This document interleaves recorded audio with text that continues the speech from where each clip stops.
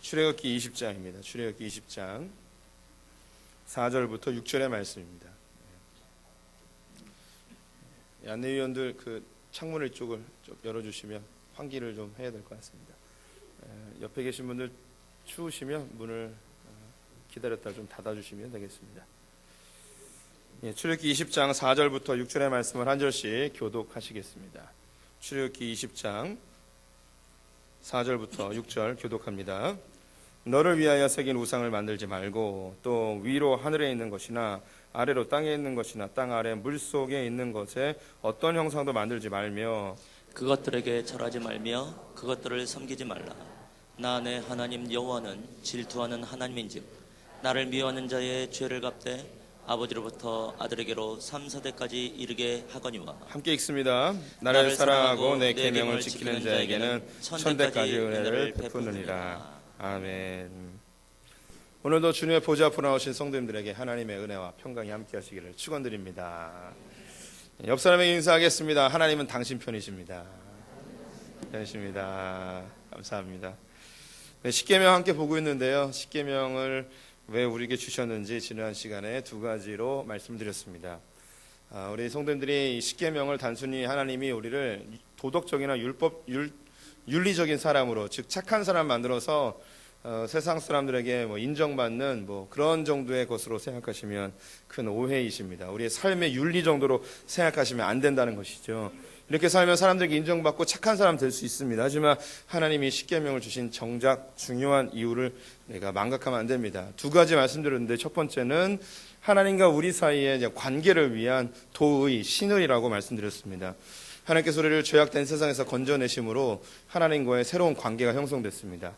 신랑과 신부로, 왕과 백성으로, 주인과 종으로, 혹은 친구로 이런 관계가 형성이 되었는데, 이 관계를 유지하기 위해서는 반드시 마땅히 지켜야 될 도의가 있다고 말씀드렸죠. 이것이 바로 십계명으로 집약이 되어서 우리에게 선언이 되었습니다. 두 번째, 이 하나님의 십계명은 이 땅을 살아가는 새로운 가치관을 하나님의 백성들에게 제시한 것입니다. 그래서 이 10가지의 이 계명은 단순한 삶의 윤리가 아닌 이 세상을 사람들이 어떻게 바라보는지 그것을 지적하고 거기에 반대되어지는 삶을 살도록 하는 것입니다. 그래서 이 십계명을 더 잘 이해하려면 신명기 전체를 볼 필요도 있거든요.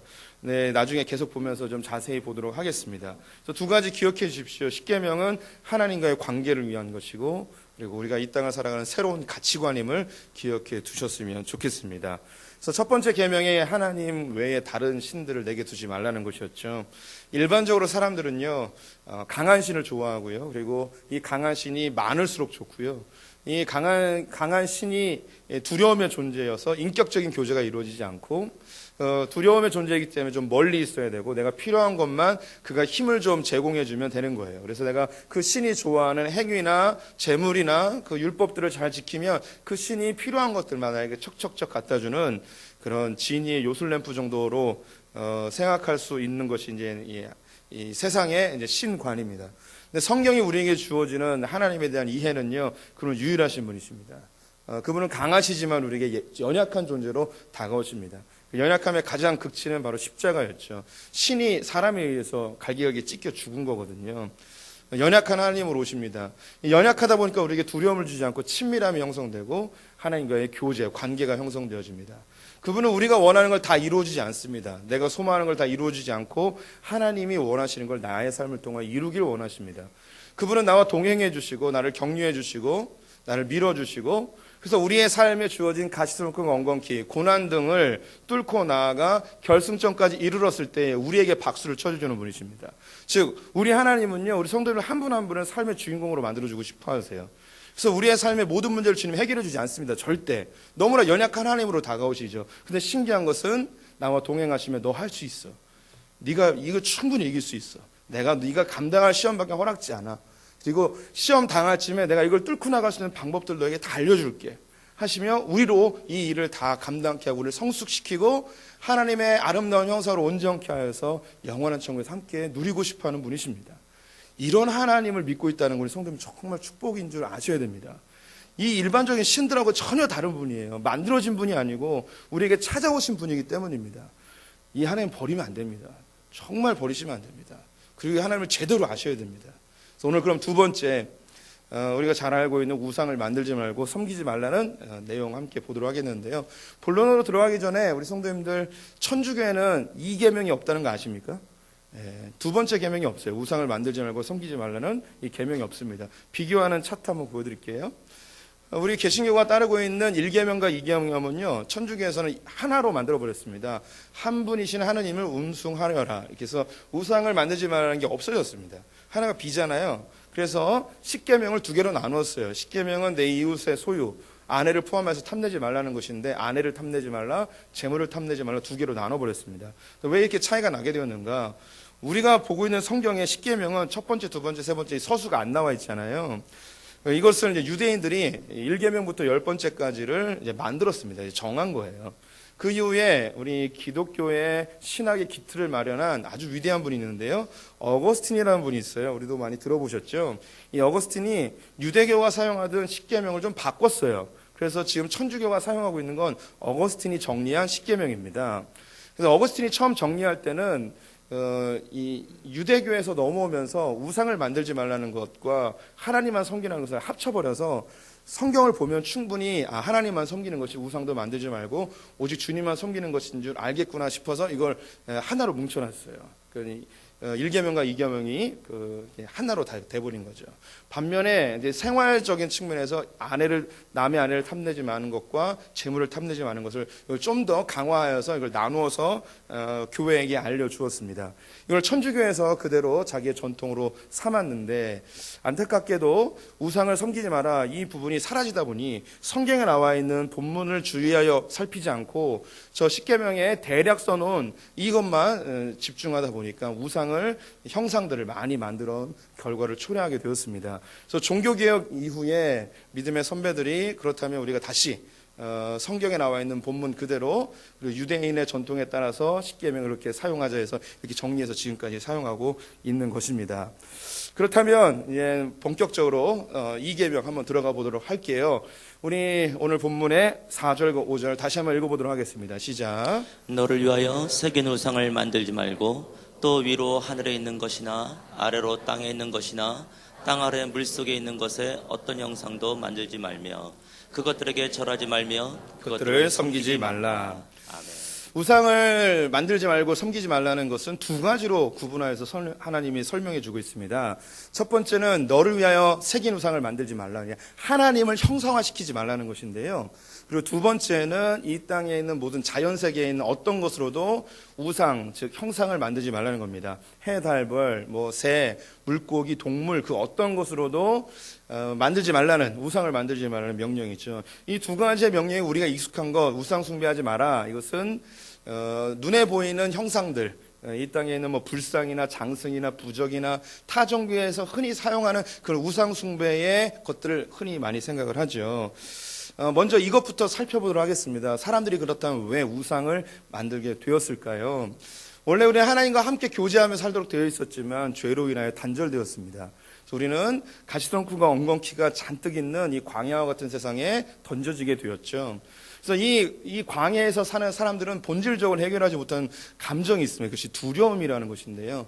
이 두려움은 저를 비롯해서 여기 계신 모든 분들이 살면서 절대 해결하지 못하는 부분이에요. 왜냐하면 우리의 부모 되신 하나님께로부터 단절됐기 때문입니다. 이 두려움은 두 가지로 나눌 수 있는데요. 미래에 대한, 알지 못하는 것에 대한 미지에 대한 두려움과 내가 열심히 수고해서 얻은 것을 잃어버릴 거라는 실패에 대한 두려움, 상실에 대한 두려움으로 나눌 수 있습니다. 고대 사회, 원시 사회에서 그들에게 있어서 가장 미지의 세계는 자연 자체였습니다.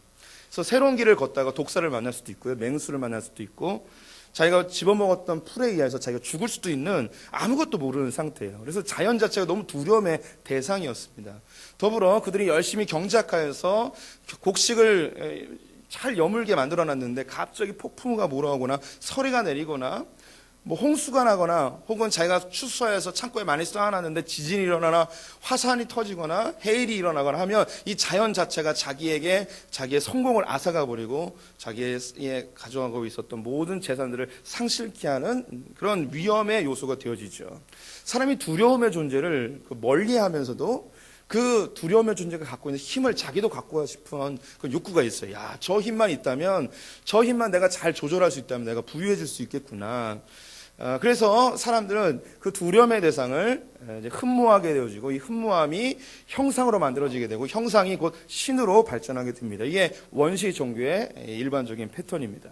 그래서 사람들은 태양을 섬기게 되어지고요. 그리고 맹수를 섬기게 되어지고, 독사나 바다의 신이나 해달 별들, 뭐 이런 것들을 섬기며 이것을 형상화시켜서 우상으로 만들게 되었습니다. 이런 자연 세계에 우리가 지금 과학과 이성을 갖고 있는 세대이기 때문에 더 이상은 이런 자연 세계의 것들로 우리 우상을 만들거나 신으로 섬기지는 않습니다. 하지만 이스라엘 백성들이 처음 이 출애굽기나 창세기를 받았을 때에는요, 이건 엄청난 큰 선언이었고 충격입니다. 왜냐하면 400년 동안 애굽에서 살고 있었는데, 이 애굽은 해, 달, 별을 비롯한 뭐 물고기, 파리, 메뚜기 모든 것들을 다 신으로 섬기는 정말 신의 복합체라고 표현할 수 있을 만큼 신이 어마어마하게 많았습니다. 이런 곳에서 나왔고요. 그들이 들어가야 될 가나안 땅 역시 만만치 않았습니다. 그 시대에 있는 모든 나라들은, 모든 세계는, 모든 인류는 자연을 향하여서 우상으로 만들고 신으로 섬기고요, 그렇게 생활했던 자들이에요. 그런데 하나님이 뭐라고 이야기하느냐? 하늘 위에, 아래, 바다에 있는 모든 것들로 어떤 것으로도 신을 만들지 말고 우상을 만들지 말고 하나님만 섬겨라라고 이야기합니다. 우리 성도님들, 이게 우리는 아주 익숙하지만요, 당시 이스라엘 백성들 3,500년 전이거든요. 우리나라는 아직 나라가 형성되기도 전에 그때입니다. 이게 대단한 선언이에요. 별로 감동이 없으시죠? 예, 우리는 이미 이게 없으니까. 제가 이걸 좀 바꿔볼게요. 그러니까 우리 한국에 있는 모든 고등학생들이 다 대학을 가는데 성경에 이렇게 써 있는 거예요.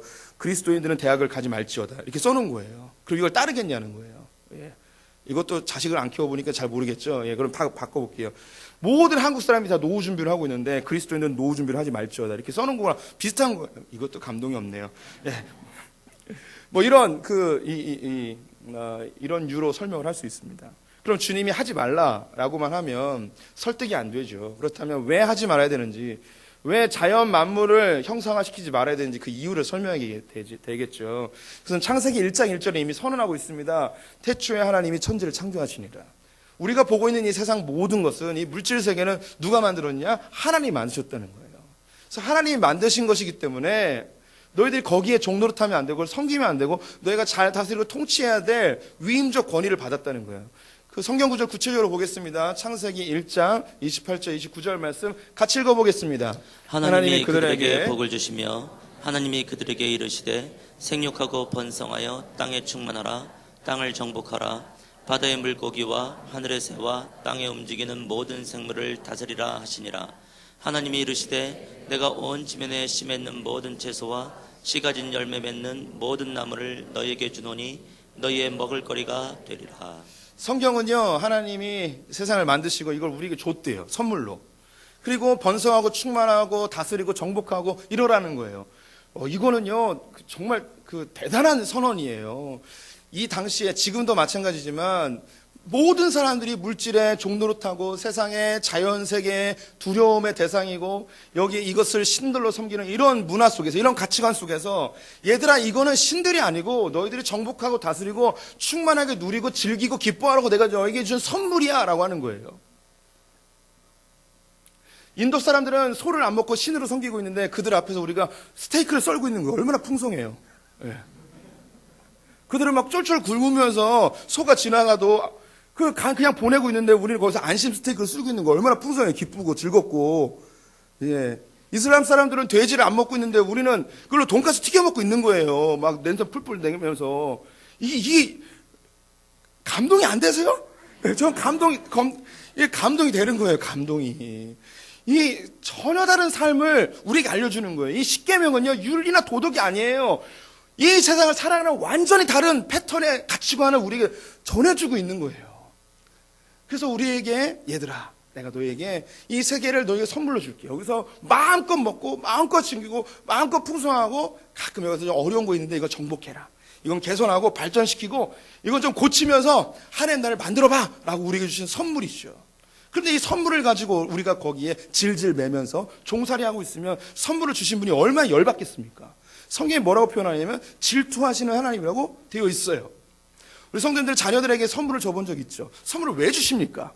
뭐 여러 가지 이유가 있겠지만 가장 명확한 이유는 자식으로 하여금 기쁘게 하기 위해서예요. 그의 삶을 풍성하게 만들어주고 싶어서이죠. 선물을 줄 때 우리가 기대하는 바가 뭐겠습니까?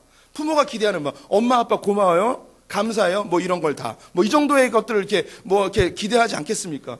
그런데 자식에게 선물을 줬는데 어머니 아버지의 감사한 표현을 전혀 하지 아니하고 그 장난감이나 선물에 얽매여가지고 그렇게 살고 있다면 우리 여기 계신 부모님들은 그 아들을 패 죽이겠습니까? 그 선물을 없애버리겠습니까? 선물은 없애겠죠. 제가 지난주에 SNS를 보니까 어떤 아버지가 아들이 너무 게임을 열심히 하는 거예요. 그러니 그 해머 있잖아요, 해머를 가져와가지고 컴퓨터를 박살내는 그런 영상을 본 적이 있어요. 마찬가지예요.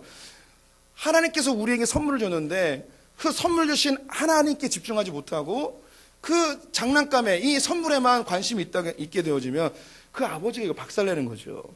하나님이 점점 종말의 때가 가까울수록 나타나는 현상이 뭐냐면 자연세계에 하나님이 오한마지를 많이 하는 거예요. 그래서 자연재해, 지진, 해일, 쓰나미 이런 것들이 많이 일어나는 이유, 사람들이 자꾸 자연세계에, 이 물질세계에 집중하다 보니 하나님께서 자꾸 우리에게 얘들아 이거 붙들지 마, 이거 너희들에게 주신 선물이야, 주님이 자꾸 이렇게 얘기하는 거예요.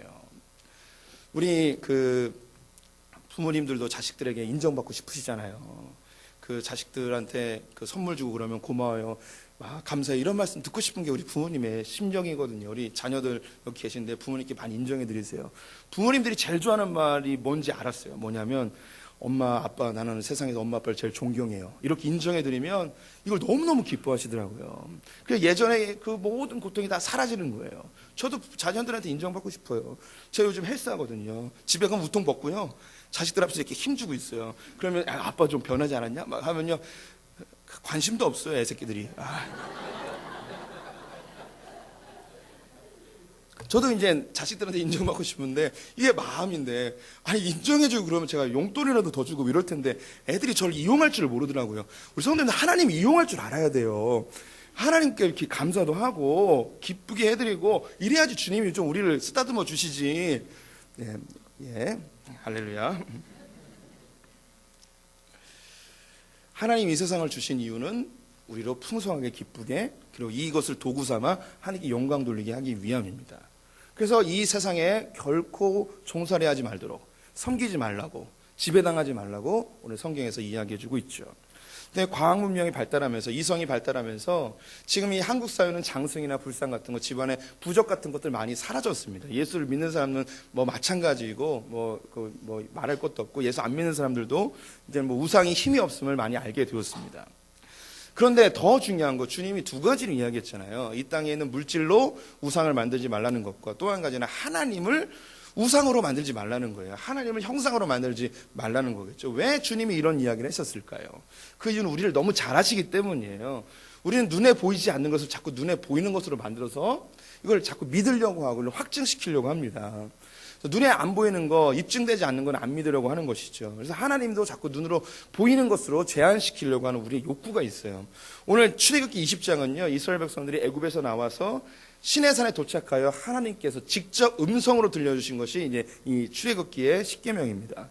근데 이 백성들이 이 이야기를 듣고서 너무 두려운 거예요. 죽을까봐 겁났어요. 그래서 모세에게 뭐라 이야기하냐면, 모세 선생님, 하나님의 음성을 들으니까 죽을지도 모르겠다는 그런 두려움에 쌓였습니다. 당신이 직접 올라가셔서 하나님의 말씀을 듣고 내려오셔서 얘기해 주십시오. 그래서 모세가 올라갑니다. 올라가는데 기약 없이 올라갔어요. 기간으로는 40일 동안 있었는데 올라갈 때 며칠 동안 있을 걸 얘기 안 했단 말이죠.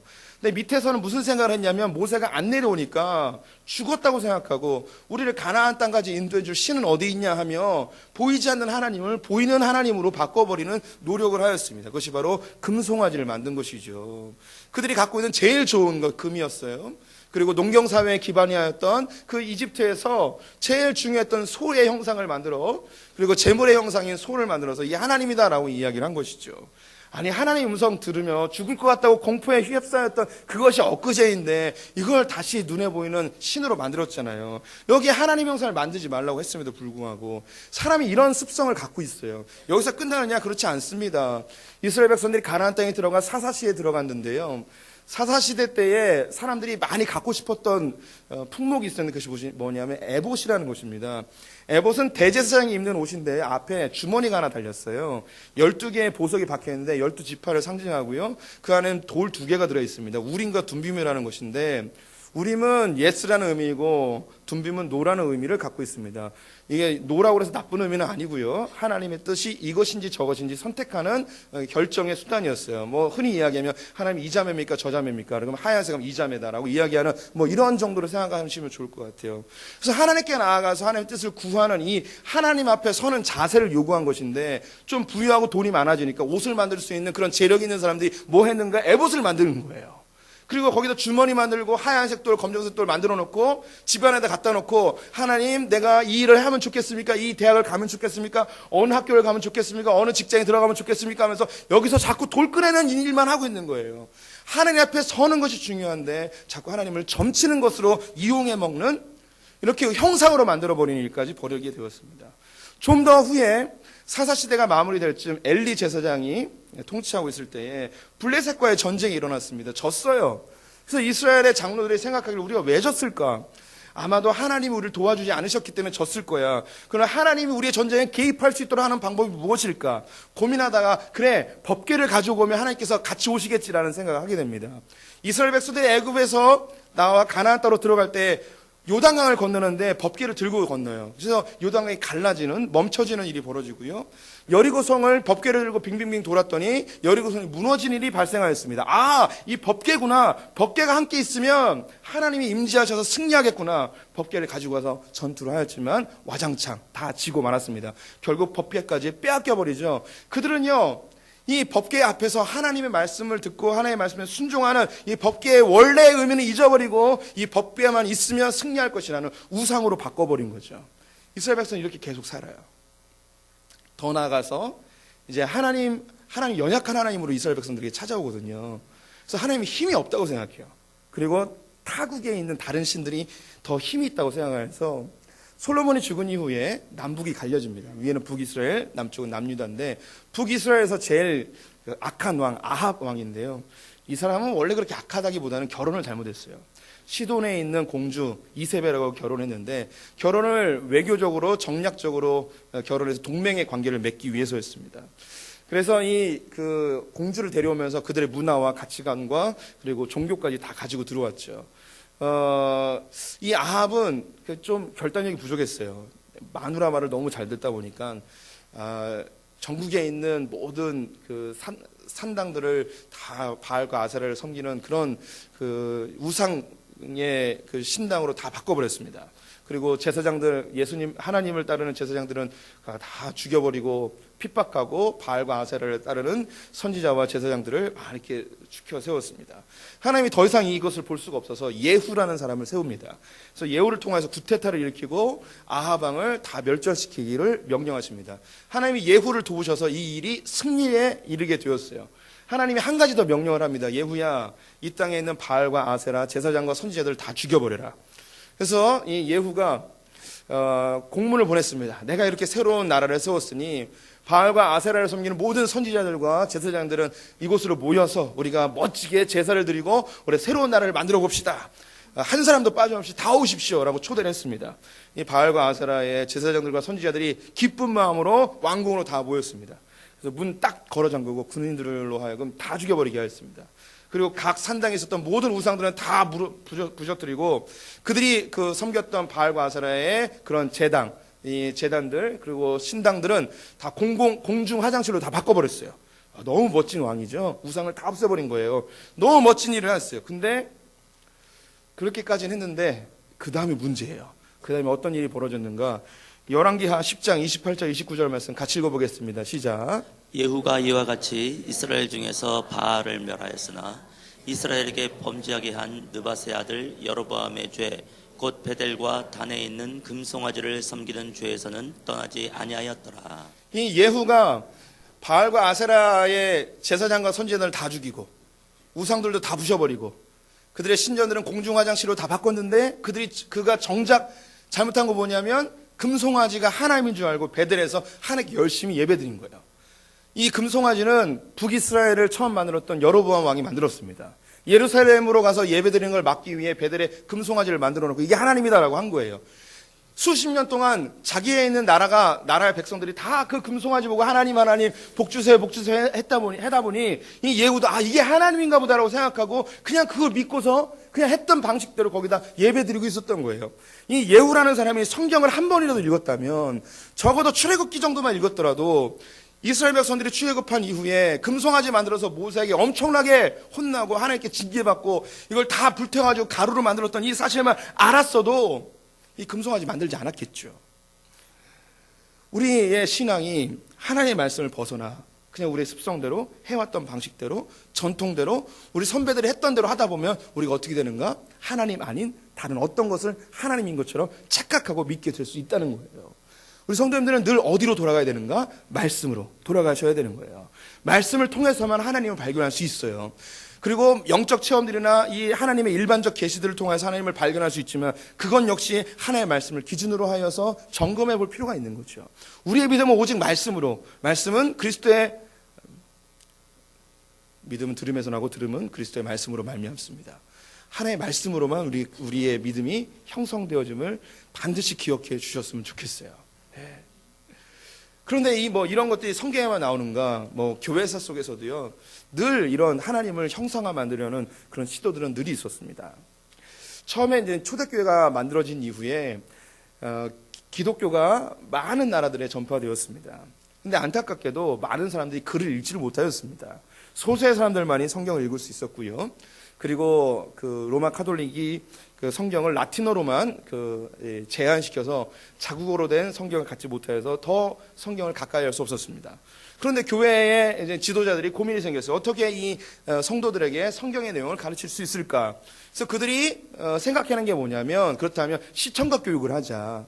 그래서 그 형상도 만들어 놓고 바닥에 나는 모자이크도 깔아 놓고 이 유리창에는 스테인글라스도 하고 교회의 벽에는 그림도 그려놓고 이렇게 해서 이걸 시청각 교육으로 활용하면 좋겠다 싶었습니다. 그래서 사람들이 교회에 오게 되면 모세의 형상을 보면서 이건 모세인데 모세가 이런 일도 하고 이런 일도 했어 하면서 가르치는 거예요. 교회 입구에 들어와서 밑에 깔려있는 모자이크를 보면서 야 이게 오병이어 예수님께서 이런 일을 하셨어. 스테인글라스 하나씩 보여주면서 이렇게 주님이 이런 사역을 하셨단다 하면서 이게 설명을 해주기 시작했습니다. 근데 이 설명은 점점 좀 사라지고 무엇이 됐는가? 사람들이 그 형상을 보고 그 그림을 보면서 하나님께 기도하기 시작하는 거죠. 그래서 이게 우상으로 변질이 되게 됐어요. 그러다가 종교개혁이 일어나면서 이 천주교가 갖고 있었던 이 우상들을 다 버리자. 이 형상들을 버리자라는 사람들이 있었고, 아니다, 이거는 교육적 목적으로 여전히 남아야 된다라고 이야기하는 사람들로 나누어지게 되었습니다. 그래서 결국 어떻게 되는가? 없애자는 걸로 결론을 내리게 되었는데, 종교개혁 때에 성도들에게 신앙을 가르치는 하이델베르크 교리문답이라는 게 있어요. 여기에 98번의 문제에 이런 게 있습니다. 하지만 교회에서 교육받지 못한 사람을 가르치는 보조수단으로 형상을 허용해서도 안 되는가? 안 된다. 우리가 하나님보다 더 현명하고자 시도해서는 안 된다. 하나님은 자기 백성이 말도 하지 못하는 우상을 통해서가 아니라 말씀에 대한 살아있는 설교를 통해 양육받기 원하신다.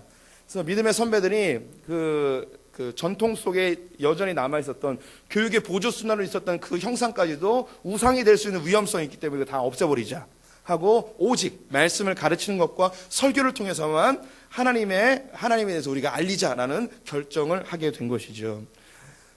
우리 신앙의 삶 가운데 하나님을 이렇게 우상으로 만드는 일들이 우리 안에 너무나 많이 있습니다. 내가 지금까지 살아왔던 삶의 경험들, 그리고 전통들, 그리고 내가 어딘가 특정한 장소에서 받았던 은혜들, 특정한 목회자, 특정한 교회, 이런 것들로 인해서 이것이 우상이 될 때가 있죠. 하나님보다 더 높아진 것들이 있다는 것이죠.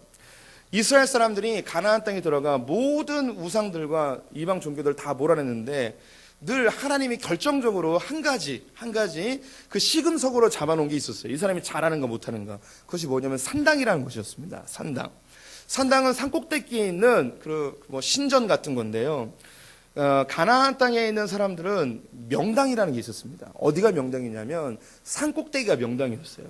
우리가 생각하는 그런 높은 산이 아니고요. 그냥 우리 이야기하면 뒷동네 같은 그런 산이에요. 뒷동산 같은 그런 산이 있고 그 산 위에 돌이 바위가 있으면 여기다 이제 재물을 올릴 수 있는 또 좋은 곳입니다. 여기에다가 또 이 가나안 땅은 물이 귀한 곳이기 때문에 이 바위 틈에서 물까지 터져 나오면 여기 명당 중에 명당인 거예요. 그럼 어떻게 산꼭대기에서 물이 터질 수 있는가 이런 궁금증이 드시는 분도 있잖아요. 한번 설명해 드린 적이 있는데 이스라엘의 지형은 특이하게 위쪽은 화강암이고요. 밑에는 이 석회암이에요. 그래서 위쪽에서 물이 흐르다가 갑자기 지하로 확 물이 들어가 버려요. 그 다음에 삼투압에 의해서 그 산꼭대기에서도 물이 터지는 경우가 있어요. 종종 있어요. 왜냐하면 그 위쪽에 해발 2,800m쯤 되어지는 헐몬산이 있기 때문에 밑에는 훨씬 낮아요. 그래서 이 물이 터질 수 있습니다. 이것이 명당이에요. 그래서 가나안에 있는 7 족속들이 신당들을 어디에 세워놨냐면 바로 이 명당이라고 이야기하는 곳에 세워놓은 거예요. 근데 이스라엘 사람들도 들어가서 거기를 보니까 너무 명당인 거예요. 그래서 거기에 하나님을 섬기는 제단을 쌓고 하나님이 이곳에 임할 것이라는 그런 특별한 마음을 갖고 있었습니다. 근데 하나님께서 이걸 원치 않았어요. 왜냐? 하나님은 그 산당에만 임하는 분이 아니기 때문이죠. 어디에서나 우리의 삶의 모든 곳에서 임하는 분이기 때문입니다. 우리가 자칫 잘못하면요, 하나님을 제한시켜요. 때로는 소풍교회라는 곳에 제한시킬 수 있고요. 어떤 분들은 특정한 기도원에 제한시키기도 하고요. 특정한 목사님에게 제한시키기도 합니다. 요즘은 유튜브라는 게 많이 이용되어서 이 유튜브에서 나오는 설교나 혹은 기독교 강의들을 통하여 은혜를 받는 분들도 있어요. 우리 성도님들 말씀을 벗어난 그 어떤 것도 우리 성도님들에게 우선순위가 되어서는 안 될 줄 믿습니다. 내가 하나님 앞에 그 하나님을 제한시키는 그 어떤 것도 하나님 원치 않으세요. 질투하세요. 한 가지 더 말씀드리면 우리 안에 가장 큰 우상은 무엇이 될 수 있냐면 내 믿음이에요. 우리는 신기하게도요, 자기 믿음을 믿어요. 네. 내가 열심히 기도하면 하나님 응답해 줄 거라는 믿음이 있어요. 그리고 내가 지금까지 신앙생활을 잘해왔기 때문에 하나님 나를 사랑할 거라는 이 신기한 믿음이 있어요. 그래서 나의 확신, 때로는요 나의 확신과 나의 믿음이 다른 사람을 불편하게 할 때가 있습니다. 이때 우리가 좀 점검해 봐야 돼요. 제가 우리 성도님들에게 종종 이야기했는데 우리가 지금까지 알고 있던 믿고 있던 모든 것이 틀렸다고 가정하고 성경을 봐야 돼요. 저 역시 늘 하나님 앞에 내가 틀렸다라고 가정을 하고 확정을 하고 하나님의 말씀을 대하려고 애를 씁니다. 늘 어린아이처럼 순전하게 하나님의 말씀을 대하기를 애를 써야 되는 거죠. 그러면 여기서 제일 중요한 건 하나님께서 왜 우상을 만들지 말라 하는가? 사람들이 우상을 섬기는 이유는요, 내가 원하는 것을 나보다 더 강한 힘을 갖고 있는 존재를 통하여서 얻어내려 하는 것입니다. 이게 우상이에요. 그래서 하나님이 우상이 되는 것은 내가 원하는 것을 하나님을 이용해서 얻어내려 할 때 하나님이 우상이 됩니다. 표 하나 보여주시죠. 이게 물질주의와 성경적 세계관의 차이입니다. 우리가 예수를 믿어도 물질주의적 세계관을 가지고 예수를 믿을 수 있어요. 무엇이냐면 이 땅에 있는 물질에 의하여 인간이 지배를 당합니다. 모든 종교가 그렇거든요. 그러면 이 물질을 더 얻기 위하여 하나님을 이용합니다. 신을 이용하는 거예요. 신에게 열심히 잘하여서 신의 마음을 잘 풀어주고 신에게 잘 보이고 신을 협박하든 어떻게 하든 이 신을 이용하여서 결국 뭘 얻길 원하는가? 물질을 얻으려 하는 거예요. 이게 이제 지배를 당하는 거거든요. 근데 성경적 가치관은 무엇이냐? 하나님이 우리를 다스리고 통치하십니다. 그럼 우리는 그 위임적 권위를 가지고 무엇을 통치하는가? 이 물질 세계를 통치하는 거예요. 이게 성경적 가치관이에요.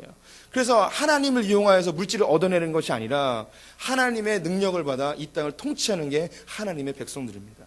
주님이 이걸 원하시는 거죠. 이 기독교 외에 이런 가치관을 심어주는 곳은 아무데도 없습니다. 우리 성도님들이 하나님의 나라가 무엇인지, 그리고 우리에게 하나님 주시고자 하시는 새로운 가치관이 무엇인지 더 자세히 알았으면 좋겠고요. 하나님을 섬기지 않았을 때 3, 4대에 이르러 멸망한다는 이야기가 있고요. 하나님의 말씀대로 이 십계명에 있는 내용대로 하나님을 우선순위에 두고 이 땅을 잘 다스리기로 결정한 사람들은 천대에 이르러 은혜가 있겠다는 말씀이 있습니다. 그 말씀 한 구절 같이 읽고 마무리하겠습니다. 6절 말씀 같이 읽겠습니다. 나를 사랑하고 내 계명을 지키는 자에게는 천대까지 은혜를 베푸느니라. 저는 이 말을 믿습니다. 실제로 물질의 종로를 타고 물질에 지배당하는 사람들은요, 부자들이 그 재물이 3, 4대가 가기가 어렵잖아요. 관계가 다 깨어지고 자기 몸이 상하게 되어지고 심각한 범죄에 혹은 그 재물이 자기에게 독이 되어서 삶이 망가지는 경우 수없이 많이 봅니다. 반면에 이 물질을 하나님의 질서로 통치하고 다스리는 자들은 이 하나님 안에서 이 능력이 발휘되어져서 천대에 이르러 은혜가 베풀어진다고 합니다. 이 천대는 실제적인 문자적으로 해석해도 좋지만 13번 반복되는 거예요. 그래서 하나님의 충만한 은혜, 그리고 내 가문 가운데 일어날 은혜를 기대하게 하는 것이죠.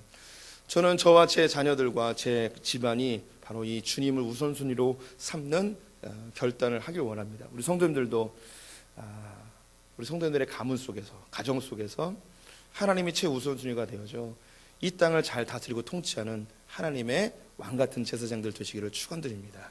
기도하겠습니다. 하나님 아버지,